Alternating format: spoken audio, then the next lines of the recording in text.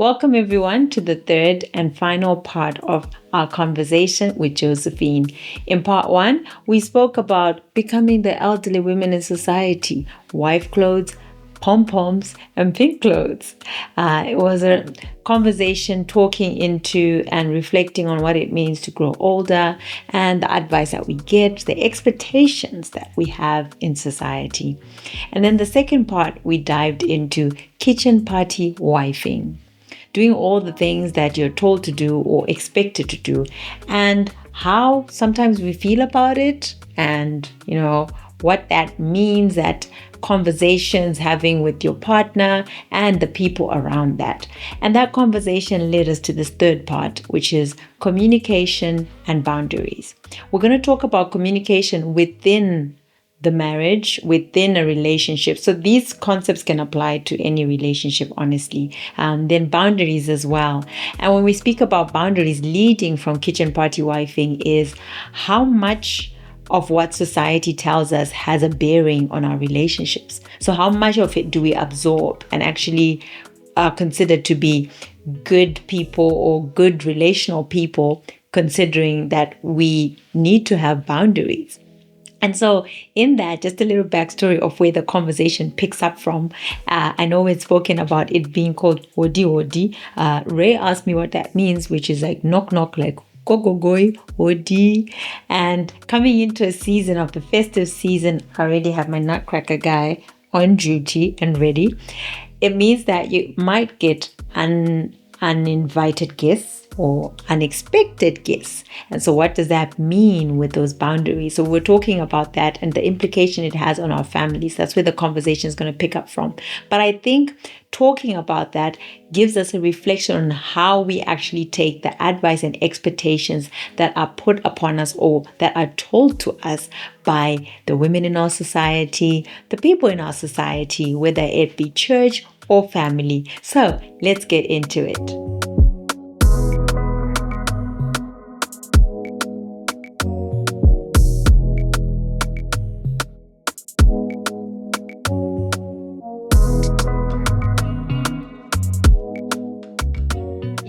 Since we've got a little bit more time, I'm just going to go back on something that we spoke about because you're a mom. But we live in a different time. However, if you were to have guests show up at your house, would you take the food from your kids' plate? Probably not. Why? Because in our time, if they were guests, my mother would require us to behave a certain way. You don't sit with the guests. You don't just talk and laugh. Go outside and play. If you can't, go to your room. Okay. Right. My kids, when you give them the eye, they will ask you why you are looking at them like that. Mama, why are you looking at me? So I will probably be embarrassed. You took a nyama. I want my nyama. Precisely for that reason. I but probably if you could, would not. I would make an alternate plan. No, if I could, I would. Because then it's like, let's feed the guest first. And then, we'll deal with the kids because this is our home. We'll sort ourselves out. That's interesting. I think I would. But, that's interesting. I don't think my kids themselves would let me. I'd probably end up more embarrassed than if I just made something different. You wouldn't? I wouldn't. Definitely. First thing is we're having a conversation at the gate as to why you are here without announcing that you are coming. You think you would have a conversation? Oh, no, I've had. Oh, no way. I've had. How do you start this conversation? I've had. First, I don't have poker face. There's this meme that was saying that the Holy Spirit has harnessed my tongue. But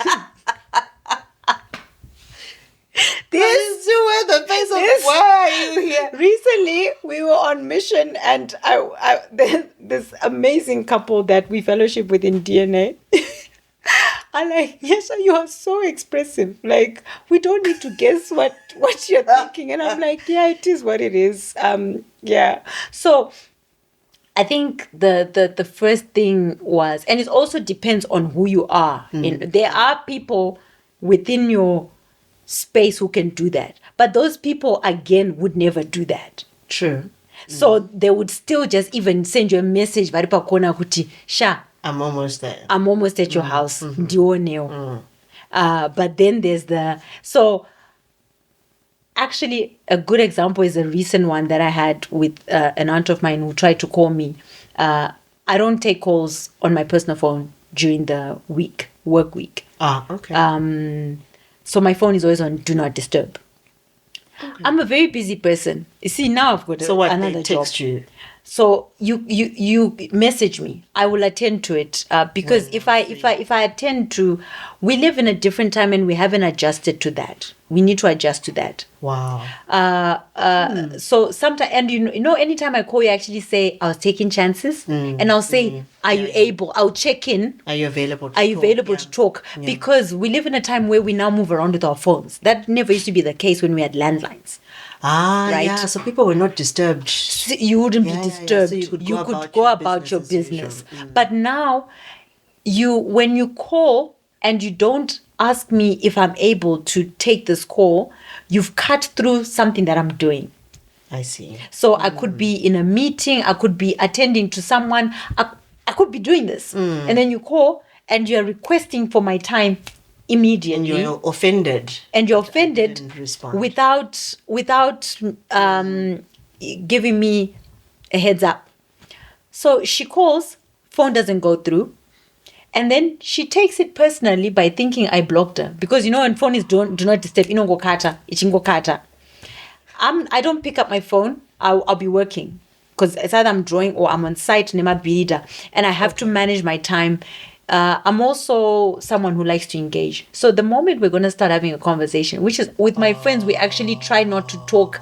Because it was a trenderera. Yeah. Like that day, 3 hours, tagamir. Then what happens? At the end of the week, we haven't done work. So I need to be disciplined with my time. I didn't pick up the call. Finally, and she doesn't even say hi, just says, call me. And I'm like, oh. So is everything okay? Someone has died. So then I call and I said, hi. And then she's like, I'm like, how are you? And we're like, checking in. And then she's like, I'm like, you blocked me? And I'm like, and for me, I don't like it when people take my personality personally. What I mean is, you're taking offense over a trait yangu in handidai phone, and now you're thinking that could block. You're making yourself to be too important. I'm sorry. I want to be. No, I'm sorry. I didn't put Do Not Disturb for you. It's for me. So when you personalize my personality and make it about yourself, that's a selfish thing. Because I need something from you and I cannot access it when I want to because you've put boundaries. Yes. So you've made your boundaries about you because you're thinking that could block her, but it's got nothing. No. Does our culture even have boundaries? We need boundaries, guys. Because that's why I would take offense, right? So I didn't say, and I was like, I am susceptible to blood pressure. I need to manage everybody needs to manage stress levels. And I've got a chronic condition that is highly tied to stress. So if I'm too stressed, the stress will go in and I'll feel pain in that area. So when I actually don't manage the stress well, so then she says, notice this is BP, so she says BP saka, but don't go manage, I don't want to get to the point of mama periods. So what I'm going to do is I'm going to put this barrier. But if you send me a message, I will respond, get back to you at some point. But it's got nothing to do with you. I'm not ignoring you. And it's not life-threatening. This conversation wasn't as urgent as you made it out to be. And so what then happens is when you actually have an urgent matter for me to attend to, you're going to be the boy who cried wolf. Sure. So don't compromise this gift we afford each other to be able to then. So, you know, when I then call you, you know, Nyashaà has something that probably is time pressing. Because otherwise you'd have typically sent me a message and said, hi, Josie, can we chat?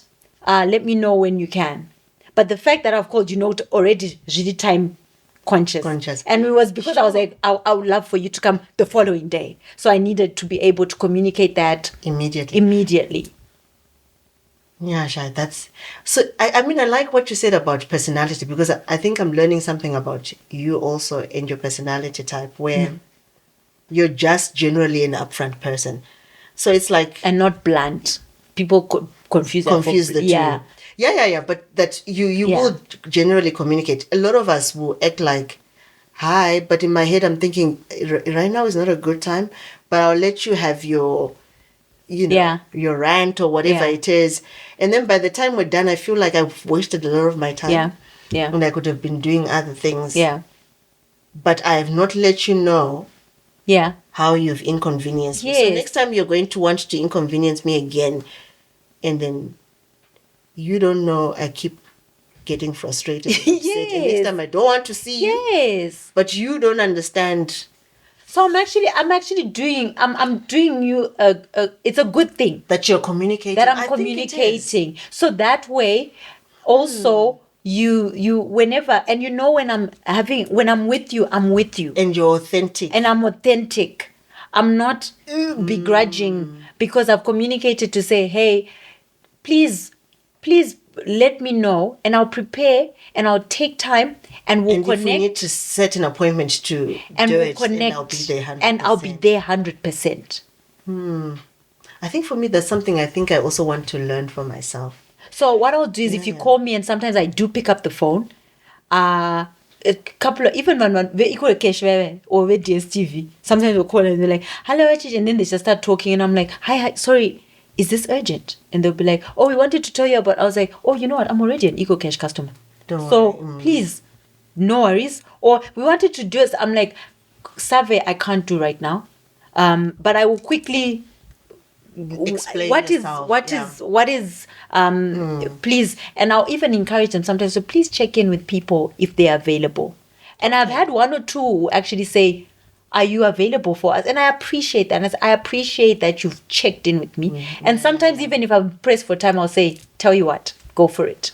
Because you've respected me enough to say, hey, are you free to, are we able to chat? And I'll be like, no, I've got 3 minutes, go for it. Let's do it. That's interesting. I think that's a shift we need to, because I realize sometimes I will sit with someone and let the conversation continue, but I'm not there anymore. Like, I can hear someone talking and can pick a few words, but my mind is already processing something else completely different, because I feel like you disturbed me and there was something a little more pressing than the conversation we're having right now. So I'll let you believe that we're having this conversation. And then by the time the conversation is finished, I have a fraction idea what you're talking about. So next time we meet and you're like, but remember I told you that day? It's nothing. There's nothing. But I don't want that. I want someone, I want us 100%. to be in there with me. So that's why even with my own husband, I'll even then say, sometimes, are we having this conversation now? And I remember it might come out offensive, but you're like, Hatina Bando. Do you know there's that whole thing, Yakuti, don't go to bed. Don't let the sun set on your anger. And to know my kitchen party. All of that stuff. But that same Bible has a passage of scripture that says, be angry but do not sin. Meditate upon your bed. And make what? Your request. So there are times where you get there. So we've gotten home and I'm so frustrated, and Ray, something has happened. And I'm you so guys tired. work together. We work together. So we spend a lot of time together. We minister together. So I've had times where I actually then go to bed and I wake up in the morning and realize or you were tired. I was tired. True. But imagine if we had gotten into it because Taka's kitchen party, do not go to bed. And actually, I've realized for us, when that happens, the issue then, it ceases to be about the actual issue we wanted to talk about, because we didn't want to go to bed angry. And now, like, you've just unraveled things that were not there. Yeah. But sometimes where it's apparent, we will put a bookmark in it and say, hey, this matter, We should have conversation about can we pick it up when we have time? When we are Wow. You guys are very mature about all of this. right. This is what happened. This is how how I felt about what happened. Okay. And so it's not to say uri. It's when you And the did wandi. it's itchy. There's something that happens in marriage course. They talk about this, about the matter being Separating. other. Yeah. Because we're a team. That's very important. And so Yeah. there's we language. It's like, okay, what are we battling here? And that there's also this other famous psychologist. What's his name, Raymond? There's this guy online that we've seen where he talks about whenever your partner comes for you or whatever and comes to say something, they're bidding for your attention. And how you respond to that is very crucial, because you can distance yourself very slowly, because every time you bid for their attention and they don't give it to you, but sometimes also you're bidding for it at the wrong time. You're not being sensitive to that. So it's communicating that I would like your space. Your Could attention. your attention. But I think it comes from also being two healthy people, in that we generally function well as individuals. Because I say a happy marriage comprised of two happy people. And one of the things that happened early in our marriage is very, very early, I think maybe 3-4 years in. And I just got into this place where I just felt so frustrated. Because, when you get married, we have this... guys. And a cousin of mine even said to me, vanhu vari mumarriage munobva mangoita kunge hamuite, because pese mese murungoti makaoma budai. Then we actually, and I had to repent, and I appreciated that she said that. I was like, then we were not like, aiwa, it's a bed of roses, because in my thorns. But we talk about the thorns. We talk, and then, however, a year later, we met up for a coffee, and I said, how are you? She's like, So now from that, I learned, and I said to her, what you did that time taught me, when someone's getting married, I do speak to them, but I don't go in with the, Zoti, a few months in, let's go for coffee. How are you? Because now you're practical. Now you have material. So I said early on in our marriage, I release you of any responsibility and expectation to make me happy. Guys, because you guys are educated. I learned, I'd searched scripture, and I realized that it wasn't Ray's responsibility to make me happy. And I'd lived it for the past 3-4 years. I was falling with the expectation and the disappointment. And so I realized that I had a God-sized hole, that I needed contentment only Christ could give me. And realizing that my marriage is a nice to have. It's an additional thing. And so I had to let go of my joy is centered on this person. So you're saying, when you look at you as Nyashaà, this is you who God created with a purpose. Yeah. Right? Yeah. And your marriage just comes in as part of who you are, without necessarily making you... Yeah. And I think, oh my goodness, that's an interesting... I would be a different Nyashaà if I was not married to Raymond. That is true. However, at the core, I would still be Your Nyashaà. core is not being defined. It's not by being you being defined. married Yes. to... Yes. I love my husband, but we both of us know, we always share this and say, my friend, if something happens to you, my life is not stopping. I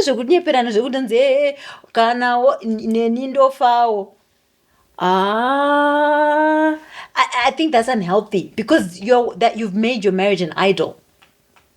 Because God has said that He is the air that we breathe, and He is the end all be all. Yeah, but think about it. So I had to really, it was a tough one for me to take God and put Him above all of it. Above all of it hasn't been easy. And there are times where I have a bit of where I'm like, it would be nice if Ray would do this. And then I have to remember and be like, no. He doesn't have to. There's no way where it says he has to buy me flowers. There's no way it says he has to do A, B, C, D. There's no way. And if I like it, I could let him know that I actually love flowers. Hey, I like flowers. And it makes he me knows feel that special if I... Yes. And he knows that. And so whenever he remembers, what does he do? He gets me flowers. But, and when I receive them, I have such gratitude because it's not it's about time. It's about time you bought me flowers. So I'm Shari Mashura when the flowers comes like, because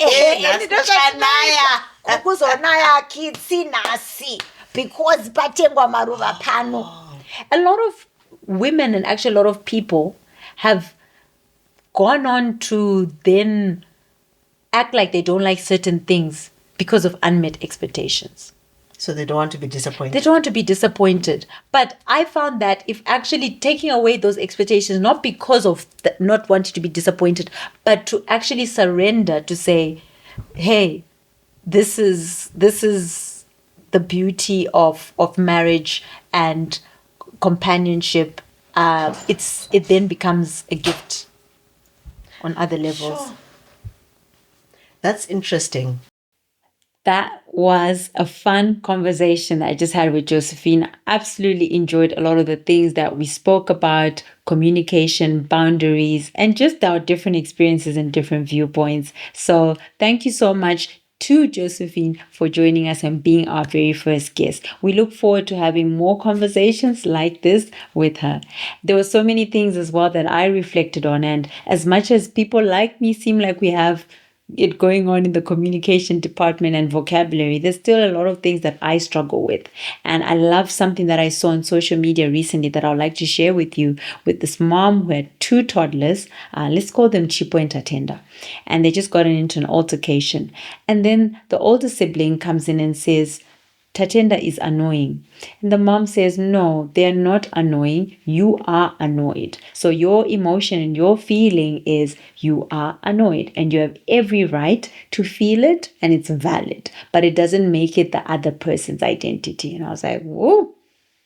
Where have I done that, and what can I do to be better, to be able to feel my emotions and feel my feels, but not make it the other person's identity or the other person's issue?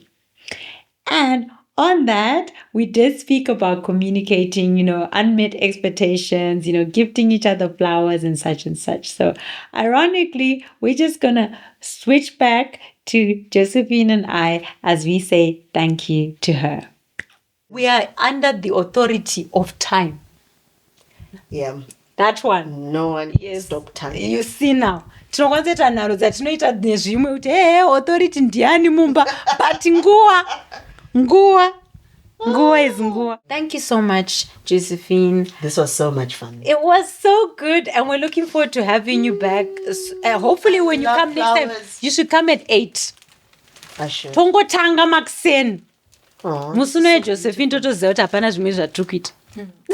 Just thank you. This is just a little. Thank you. They're so beautiful. Purple and white ones. Thank you. We hope. Do they mean something? No, really. Honestly, they're just beautiful. They were just beautiful flowers. They're beautiful. We hope you like flowers. So, you know what?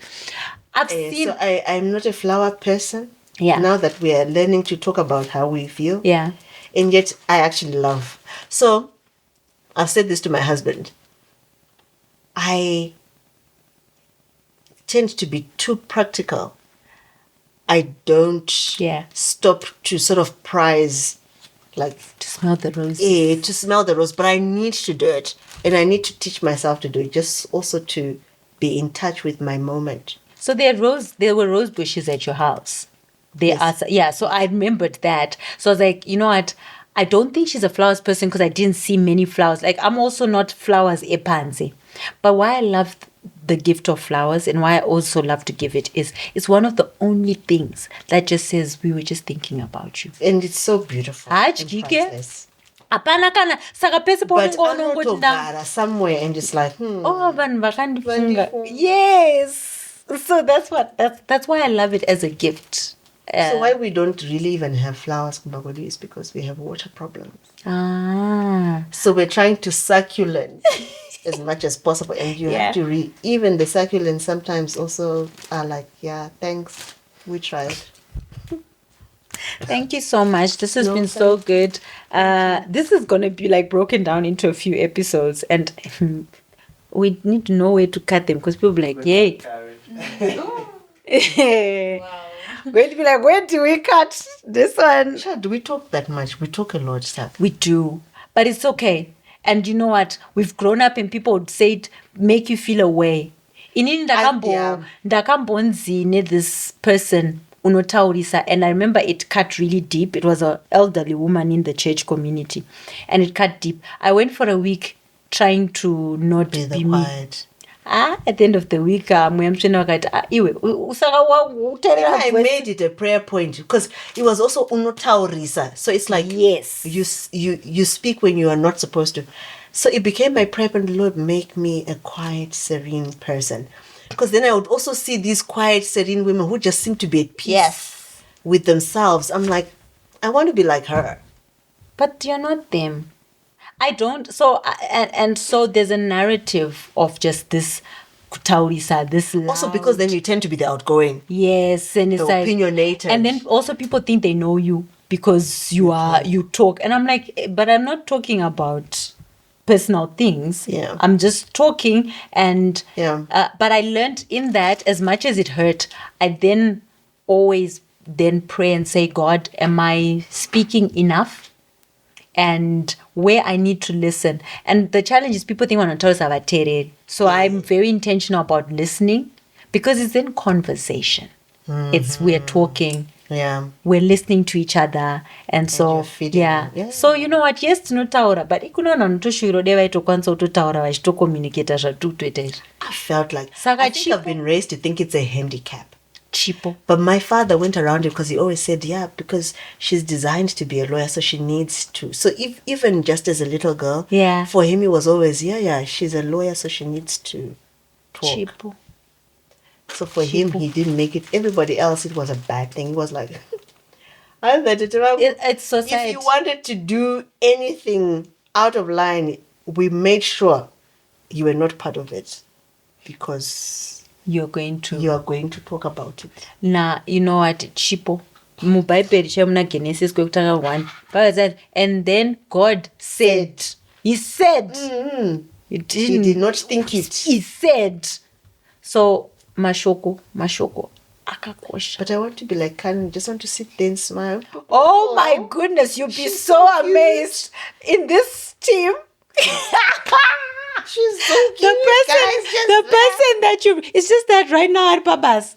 No, but I've never seen Karen really talking. Really? She's just always there smiling and looking cute. She's even laughing at you. She's laughing at you. There are times where we are tired, we're done, and Karen can go. Will be talking. Karen will You go. talk. I do. I'm actually quite... Office on if I'm not there, they know I'm not there. If I'm not at the office, they can hear that I'm not there. Yes. So you see, here I am thinking if I could be like Karen. And yet I'm already. You see now. You see now. Oh, wow. Okay. It's just that I'm already going upfront ministry. But otherwise, like, I think also what happens here is because I'll be talking during the recording. I feel like Karen then covers for the... Yes. So now when I'm done. Because now I'm done. And I'm thinking we've got another engagement today. And I'm like, Lord. But I think because it's who you are, you just find yourself picking it up and going for it. Yeah. Wow. Hard. As you when you're done, you're done. Yeah. I'm self-aware. It's an amazing thing. I'm very self-aware. And I'm learning. So I know can help. And I think that's something we need to talk about in marriages. Because I think a lot of us are not self-aware. And we're expecting the other person to figure us out. And because I'm not self-aware. And they're trying to guess. Yeah. It's like... There's a lot of guessing. So next time, I'm going to start off with this quote by Jada Pinkett Smith on what that. What does she say?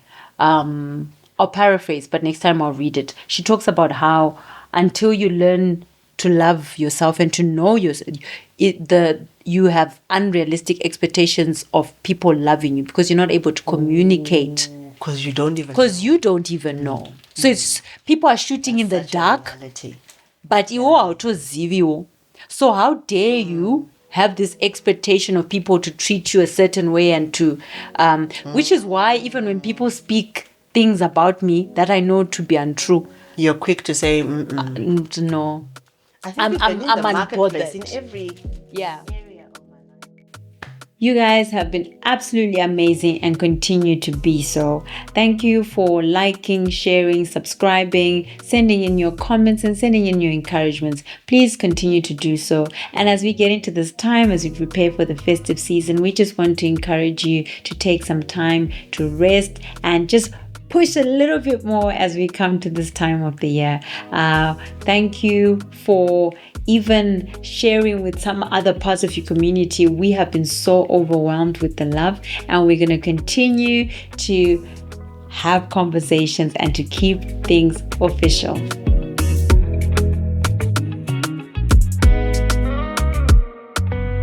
Lucy, what are you doing there? As long as you're not fighting. Otherwise, you scare our kids.